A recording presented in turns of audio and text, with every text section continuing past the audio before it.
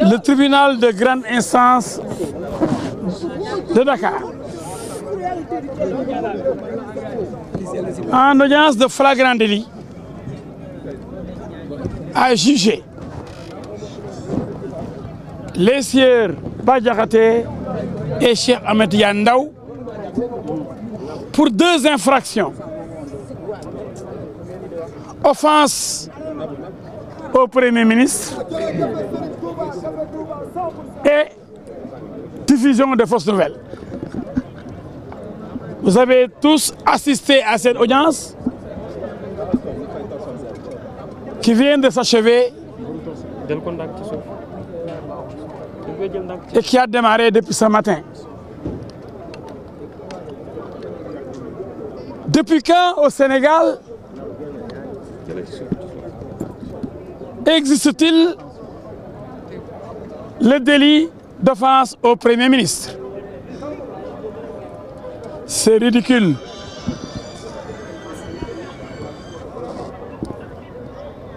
Et qu'est-ce qu'on nous donne comme élément?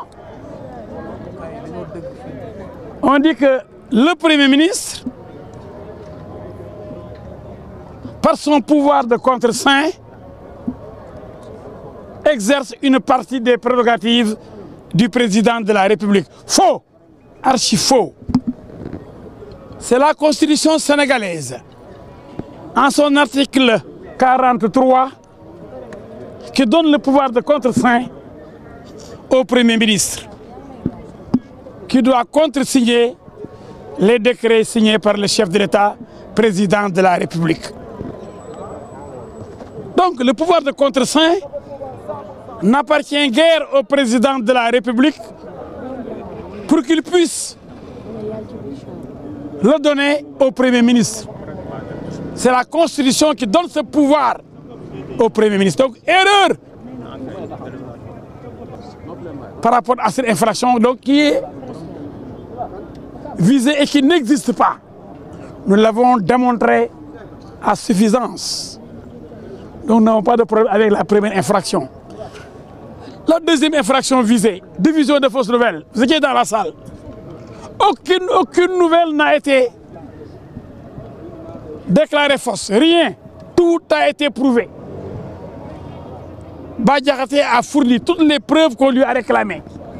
Donc, qu'on nous montre une seule fausse nouvelle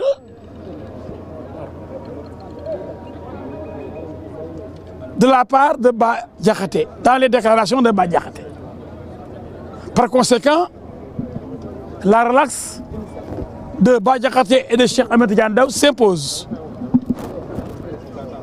Ce procès n'avait même pas sa raison d'être. Parce que comme vous l'avez vu, les 2 infractions visées sont impossibles.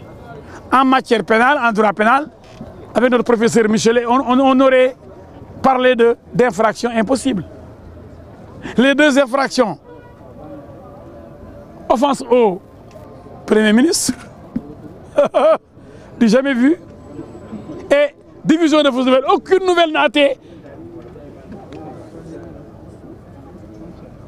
caractérisée, n'a été considérée comme fausse. Mais qu'est-ce que Bah Diakhaté et Cheikh Ahmed Tidiane Ndao font-ils en prison? Pourquoi sont-ils arrêtés donc?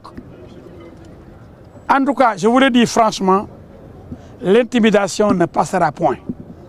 Bah Diakhaté que je connais, Tidiane Ndao que je connais, ces gens-là, ce sont des gens d'honneur.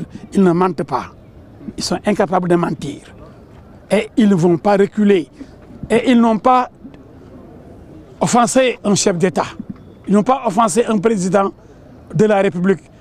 Et l'offense, même si ils ont parlé de Sonko, ils n'ont pas parlé de Sonko en tant que Premier ministre.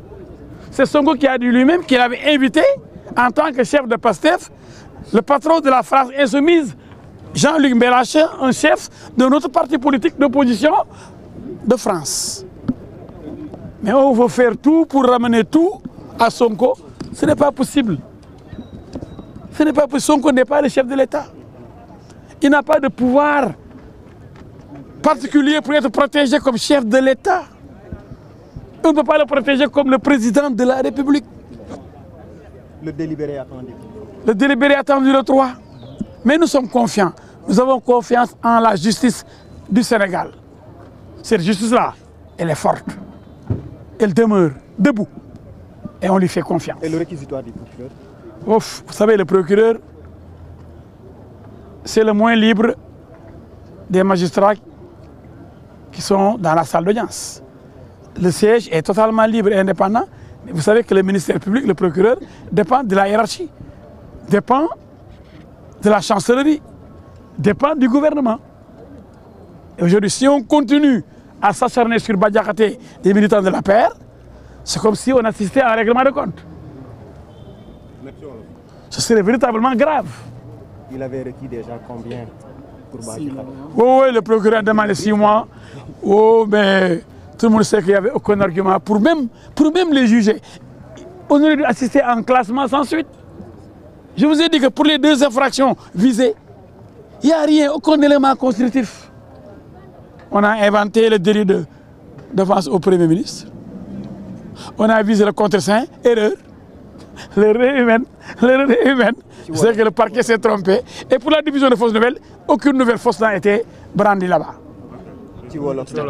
Tout a été prouvé par Bah Diakhaté.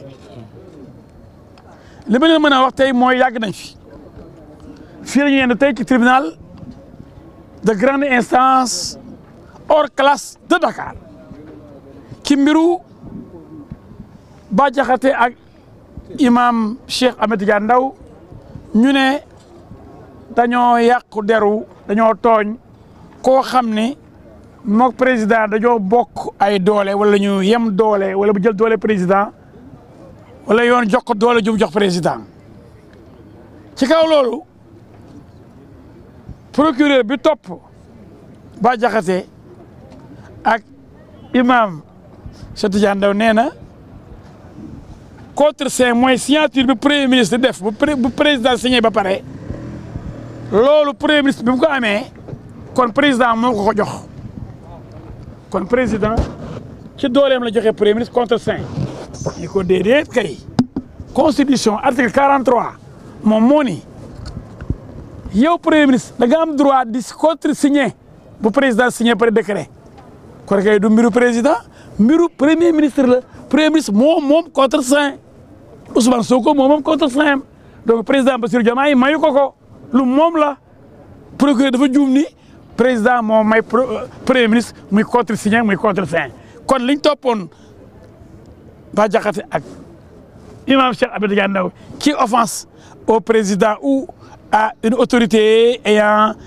ou exerçant des pouvoirs du président ñu ne ko lan la mu ne contre-saint kon foofu sama gars yi dañoo daanu kon infraction boobu daanu na muy offense au premier ministre masul am ci Sénégal amul ci àdduna bi beneen bi ñu ne diffusion de fausses nouvelles ñu leen waaw lan la sama gars yi génne lu nekkul dëgg Bah Diakhaté génne na preuve yëpp lépp lu laal li mu waxoon yëpp teg na ko ci table ji amul lenn lu waxti newul firnde baa ngi nii waaw kon ana diffusion fausse nouvelle bi fan la Bah Diakhaté wala imam Cheikh Tidiane Ndao waxee lu dul noonu sosee ay mbir benn sos amu fa lépp dañ ko wone kon kay lii atte war foo na am atte bi daf ñoo bett ndax boo toppee nit lan la leen waxal ñaar yëpp benn amu ci ñu nekk prison ñu mettaa délibéré ñu toogal prison lii métti na di gars yi le 3 juin ñetti fan ci weeru juin bii di ñëw mooy altine bii di ñëw